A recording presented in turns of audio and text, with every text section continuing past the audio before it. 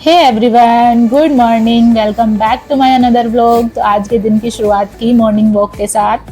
आज का पूरा दिन थोड़ा सा प्रोडक्टिव, थोड़ा होमली और बहुत सारे छोटे छोटे कामों से भरा हुआ है। So let's start the day.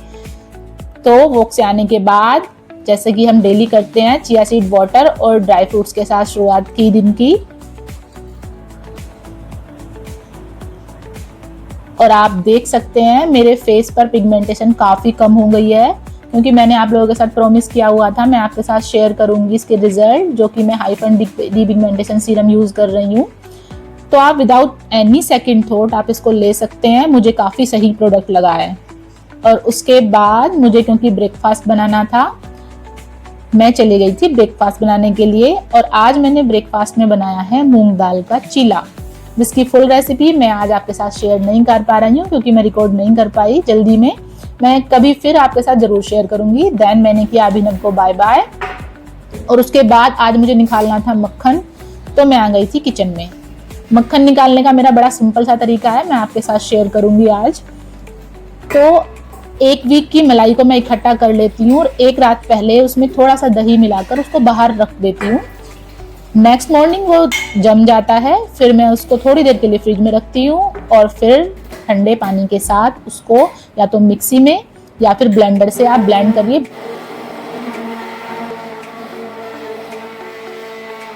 और बीच में अगर आपको जरूरत हो तो आप फिर से थोड़ा ठंडा पानी यूज कर सकते हैं।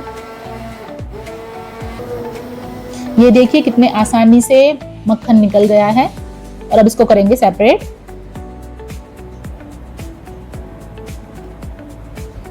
आप लोग मुझे जरूर बताना कि आपको मेरा तरीका कैसा लगा और अपना तरीका क्या है, वो भी जरूर शेयर करना मेरे साथ। और ये आप देखिए कितना सारा बटर रेडी हो गया है। और मैं इससे बनाने वाली हूँ गार्लिक बटर, जो कि मैं नेक्स्ट व्लॉग में आपके साथ रेसिपी शेयर करूंगी।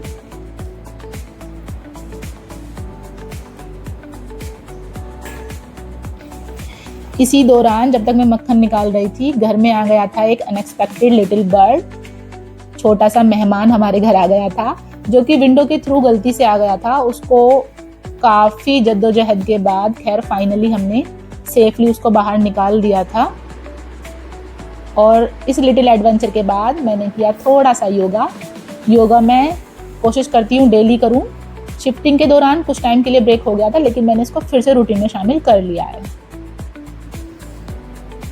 और मैंने लिया फिर शावर। देन मुझे करनी थी घर की थोड़ी सी डेकोरेशन, क्योंकि नए घर में शिफ्ट हुए भी ज़्यादा टाइम नहीं हुआ है, इसलिए भी छोटी छोटी चीज़ें अपनी जगह पर लगाना बाकी है। तो आज मैं कर रही हूँ सोफे की बैक साइड वाली वॉल को थोड़ा सा डेकोरेट, जिनके लिए मैं यूज़ कर रही हूँ अपने पुराने ही डेकोरेटिव आइटम्स, जिनको आपने मेरे पुराने व्लॉग्स में ज़रूर देखा होगा। और इसके लिए मैंने यूज़ किया है स्टिक ऑन नेल्स को। अगर आपको ये डेकोरेशन अच्छी लगे तो प्लीज़ मुझे कमेंट सेक्शन में ज़रूर बताना। और ये मेरे कुछ पुराने ही आइटम्स हैं, इनको पेस्ट करूँगी मैं इस 2 साइडेड टेप के थ्रू, जिसको मैंने मीशो से परचेज़ किया था। और ये मेरा काफ़ी बेस्ट परचेज़ रहा है, तो मैं इसीलिए आपको रिकमेंड कर रही हूँ। अगर आपको इसका लिंक चाहिए हो तो मुझे प्लीज़ कमेंट सेक्शन में बताना, मैं आपको शेयर कर दूँगी। और ये था इसका कुछ फाइनल लुक। देन मुझे इस वाली वॉल के लिए कुछ समझ नहीं आ रहा है, तो आप मुझे कमेंट में प्लीज़ ज़रूर सजेस्ट करना कि मैं यहाँ पर क्या यूज़ कर सकती हूँ। फिर मैंने किया सोफे की फ्रंट साइड वॉल को थोड़ा सा डेकोरेट। और इसका फाइनल लुक भी काफ़ी अच्छा लग रहा था। आफ्टर दैट मुझे मंदिर को भी कुछ लिटिल बिट चेंज करना था, तो मैं ये यूज़ कर रही हूँ गायत्री मंत्र वाला वॉल हैंगिंग, और ये लगकर काफ़ी अच्छा लग रहा था। और ये मेरे गणपति बप्पा, जिनको आपने पहले देखा हुआ होगा, ये भी लगकर काफ़ी सुंदर लगे। देन मुझे करना था अभिनव की पैंट्स को ऑल्टर। तो इसके लिए बड़ा सिंपल सा तरीका है, आप पहले मेजरमेंट लेकर मार्क कीजिए। देन जो एक्स्ट्रा फैब्रिक है उसको कट ऑन कर दीजिए, और जो बाकी है उसको अंदर की तरफ फोल्ड करके उसको अच्छे से आयरन कर दीजिए, ताकि उसकी क्रीज बन जाए एक, और आप इजीली हाथ से सिलाई कर पाएं। उसको तुरपाई बोलते हैं। सेम हम दूसरे वाले पैर पर भी यूज करेंगे। तो ये देखिए वो अंदर की तरफ फोल्ड हो गया है। फिर बैक साइड से भी हम सेम उसको अंदर की तरफ फोल्ड करके फिर से आयरन कर देंगे। ये बहुत सिंपल तरीका है, आपको इसके लिए टेलर के पास जाने की ज़रूरत नहीं है, आप घर पर भी कर सकते हैं। मैं तो अभिनव की सारी पैंट्स को ऐसे ही करती हूँ। और फिर करेंगे हम हाथ से इसको सिलाई। ये देखिए आप, दोनों एकदम परफेक्ट हो गए हैं। फिर इवनिंग में मुझे बनानी थी भिंडी डिनर के लिए,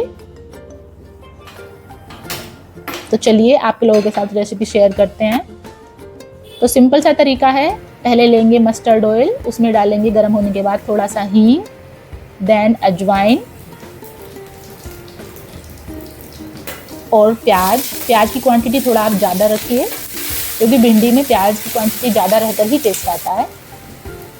फिर डालेंगे प्याज को गोल्डन होने के बाद थोड़ा सा हल्दी, धनिया पाउडर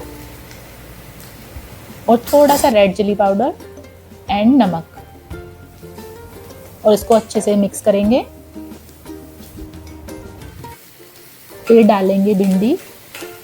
मैं भिंडी इस तरीके से कट करती हूँ, आप मुझे बताना आप कैसे कट करते हैं।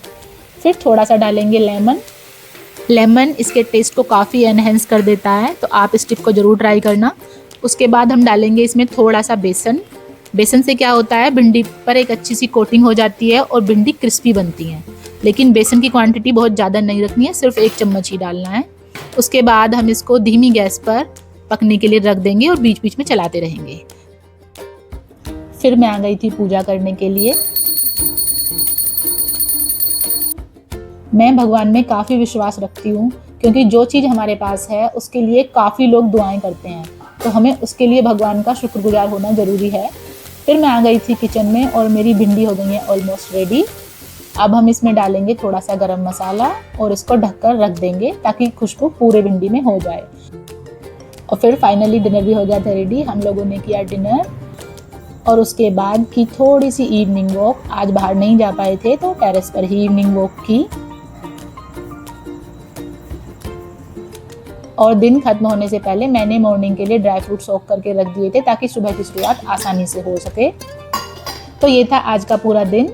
नए घर में अभी काफ़ी कुछ बाकी है, तो आगे की छोटी छोटी अपडेट्स के लिए मिलते हैं नेक्स्ट व्लॉग में। तब तक के लिए बाय बाय।